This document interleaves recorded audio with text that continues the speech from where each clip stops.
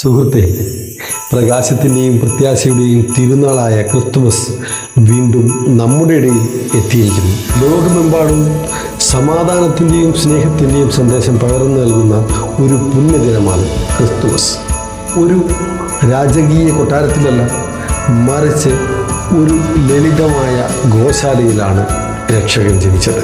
2000 വർഷങ്ങൾക്ക് മുമ്പ് ബേത്ലഹേമിലെ ഒരു കാലിത്തൊഴുത്തിൽ യേശുദേവൻ ജനിച്ചതിൻ്റെ സ്മരണയാണ് നാം ഇന്ന് പുതുക്കുന്നത്. സ്നേഹിക്കാൻ പഠിപ്പിക്കുക എന്നതായിരുന്നു യേശുവിൻ്റെ ജീവിത സന്ദേശം.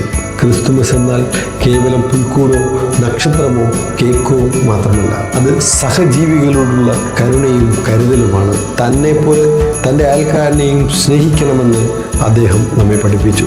നക്ഷത്രങ്ങൾ ആകാശത്ത് വെളിച്ചം പരത്തുന്നത് പോലെ നമ്മുടെ പ്രവൃത്തികൾ കൊണ്ട് മറ്റുള്ളവരുടെ ജീവിതത്തിൽ പ്രകാശം പരത്താൻ നമുക്ക് സാധിക്കണം.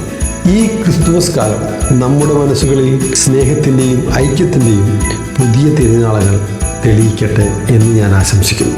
സ്നേഹത്തിൻ്റെയും കരുണയുടെയും വിനയത്തിൻ്റെയും പ്രതീകമായ യേശു ക്രിസ്തു ഒരു പാവപ്പെട്ട ഗോശാലയിൽ ജനിച്ചത് മനുഷ്യർ തമ്മിലുള്ള ഭേദങ്ങൾ ഇല്ലാതാക്കി എല്ലാവരും സഹോദരങ്ങളാണെന്നുള്ള സത്യം പഠിപ്പിക്കാനാണ്.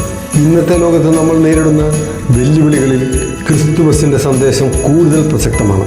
പരസ്പര സ്നേഹവും ക്ഷമയും പങ്കുവെപ്പും ജീവിതത്തിലേക്ക് കൊണ്ടുവരുമ്പോഴാണ് യഥാർത്ഥ ക്രിസ്തുമസ് നമ്മുടെ ഹൃദയങ്ങളിൽ ജനിക്കുന്നത്. ഒരു പുഞ്ചിരി, ഒരു സഹായഹസ്തം, ഒരു നല്ല വാക്ക്, ഇവയൊക്കെയാണ് ക്രിസ്തുമസിൻ്റെ യഥാർത്ഥ സന്ദേശങ്ങൾ. ഈ ക്രിസ്തുമസ് നമ്മുടെ വീടുകളിലും സമൂഹത്തിലും സമാധാനവും ഐക്യവും നിറയട്ടെ. ദുഃഖിതർക്ക് ആശ്വാസവും ദരിദ്രർക്ക് പ്രതീക്ഷയും രോഗികൾക്ക് ആരോഗ്യവും ലഭിക്കട്ടെ. ദൈവത്തിൻ്റെ അനുഗ്രഹം ഓരോ കുടുംബത്തിലും നിലനിൽക്കട്ടെ. മഹത്വം സമ്പത്തിലും അധികാരത്തിലുമല്ല, മറിച്ച് വിനയത്തിലും സ്നേഹത്തിലും സേവനത്തിലും ആണെന്ന സത്യമാണ് ക്രിസ്തുമസ്. മനുഷ്യ ഹൃദയങ്ങളിൽ ദൈവസ്നേഹം പിറക്കുന്ന ദിനമാണ്. ഇന്നത്തെ ജീവിത തിരക്കുകളിൽ നാം പലപ്പോഴും മനുഷ്യരെ മറക്കുന്നു. എന്നാൽ ക്രിസ്തുമസ് നമ്മളോട് ചോദിക്കുന്നു, നമ്മൾ എത്ര പേരുടെ കണ്ണീരാണ് തുടച്ചത്? എത്ര പേരുടെ വിശപ്പാണ് മാറ്റിയത്? എത്ര പേരുടെ ഒറ്റപ്പെടലാണ് അവസാനിപ്പിച്ചത്? ഈ ചോദ്യങ്ങൾക്ക് ഉത്തരം നൽകുന്ന പ്രവൃത്തികളായിരിക്കണം നമ്മുടെ ആഘോഷങ്ങൾ.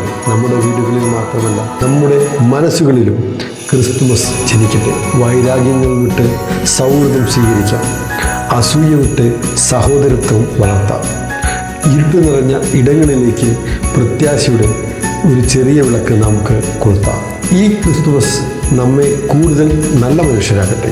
സ്നേഹം പങ്കുവെക്കുന്ന, ക്ഷമ പഠിക്കുന്ന, സമാധാനം വിതറുന്ന മനുഷ്യരായി നാം മാറട്ടെ. എല്ലാ അനുഗ്രഹവും ഉണ്ടാവട്ടെ. ഒരിക്കൽ കൂടി താങ്കൾക്ക് ഐശ്വര്യപൂർണമായ ഒരു ക്രിസ്തുമസ് നേർന്നുകൊണ്ട് ഞാൻ നിർത്തുന്നു.